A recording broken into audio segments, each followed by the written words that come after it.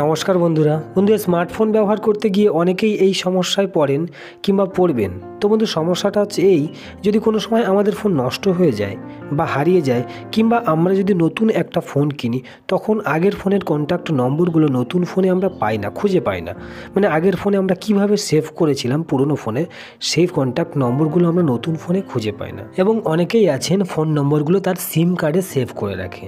তো বন্ধু, সিম কার্ড যদি হারিয়ে যায় কিংবা নষ্ট হয়ে যায় আর আপনি যদি ওই নম্বরের সিম কার্ড নতুন যদি তুলতে না পারেন, তাহলে কিন্তু আপনার সমস্ত কন্ট্যাক্ট নম্বর গেল, সমস্ত কন্ট্যাক্ট নম্বরগুলো জ্বলে গেল। তো বন্ধু, ভয়ের কোনো কারণ নেই, চিন্তার কোনো কারণ নেই। আপনার কন্ট্যাক্ট নম্বরগুলো কিভাবে সেভ করলে আপনার নতুন ফোন কেনার পরেও নতুন ফোনে পাওয়া যাবে, সেটা আমি এই ভিডিওতে দেখিয়ে দিচ্ছি। ভিডিওর সঙ্গে থাকো, ভিডিও ভালো লাগলে লাইক করে চ্যানেলটিকে অবশ্যই সাবস্ক্রাইব করে। তো বন্ধু, এখন আমি আছি কল লিস্টের মধ্যে, আর কল লিস্ট থেকে একটা নম্বর আমি সেভ করে দেখাবো। সবার উপরে একটা নম্বর আছে, ওই নম্বরটা আমি সেভ করে দেখাবো। তো নম্বরটার উপরে আমি টাচ করলাম। টাচ করতে সবার উপরে ডান সাইডে 3 ডট আছে, তার পাশে একটা ম্যান আইকন আছে, ওই ম্যান আইকনের উপরে আমি টাচ করে দেবো। তো টাচ করলাম। টাচ করতে একটু ভালো করে দেখো, নিচের দিকে দেখো ক্রিয়েট এ নিউ কন্ট্যাক্ট লেখা আছে, মানে প্লাস আইকন আছে আর লেখা আছে ক্রিয়েট এ নিউ কন্ট্যাক্ট। তো এখানে আমি টাচ করব। তো নিচে আমি টাচ করলাম। টাচ করতে ওপরের দিকে ভালো করে দেখো, এখানে লেখা আছে সেভ টু।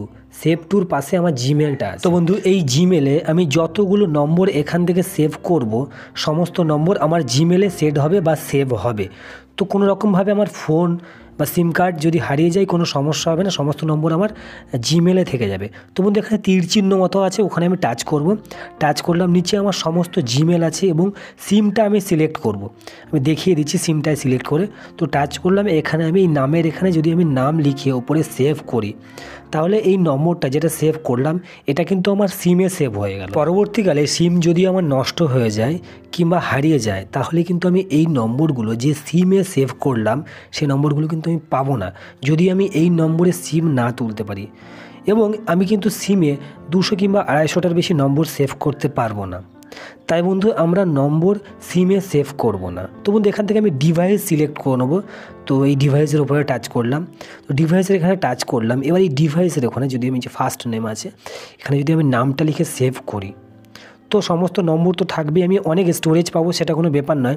তবে যদি আমার ফোনটা হারিয়ে যায়, তাহলে এই মূল্যবান নম্বরগুলো আমি যে সেভ করছি এগুলো কিন্তু পাবো না ফোন হারিয়ে গেলে। তাই বন্ধু, আমরা ফোনে কেন সেভ করব, সিমে কেন সেভ করব, আমরা জিমেলে সেভ। তো বন্ধু, ভালো করে একটু তোমরা দেখো, এখানে ডিভাইসের এখানে একটা তীর চিহ্ন মতো আছে, ঠিক আগে যেমন আমি চেঞ্জ করেছিলাম। তো এই তীর চিহ্নের এখানে আমি টাচ করব। টাচ করে আমি আমার মূল্যবান জিমেলটা সিলেক্ট করব। তো টাচ করলাম। টাচ করতে এখানে আমার অনেক জিমেল দেখতে পাচ্ছি।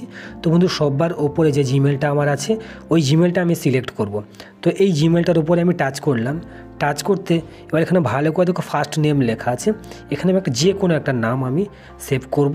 তো যে কোনো একটা নাম আমি এখানে লিখে নেব। তো বন্ধু, যেখানে ফার্স্ট নেম লেখা আছে এখানে আমি ক্যাপিটাল এবং স্মল লেটারের এ লিখে ওপরে যে সেভ বাটনটা আছে ডান সাইডে ওপরে, ওখানে আমি টাচ করে দেবো। নম্বরটা আমার সেভ হয়ে যাবে, তাও আবার জিমেলে। তো বন্ধু, আমি সেভের ওপরে টাচ করে দিলাম, আমার এই নম্বরটা জিমেলে সেভ হয়ে গেল।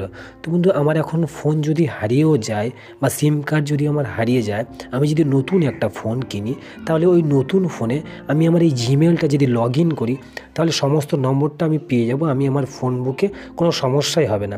তো বন্ধু, ভিডিও বুঝতে কোনো সমস্যা হলে অবশ্যই কমেন্ট করবে। ভিডিও ভালো লাগলে অবশ্যই লাইক করে চ্যানেলকে সাবস্ক্রাইব করে দেবে। ধন্যবাদ বন্ধুরা।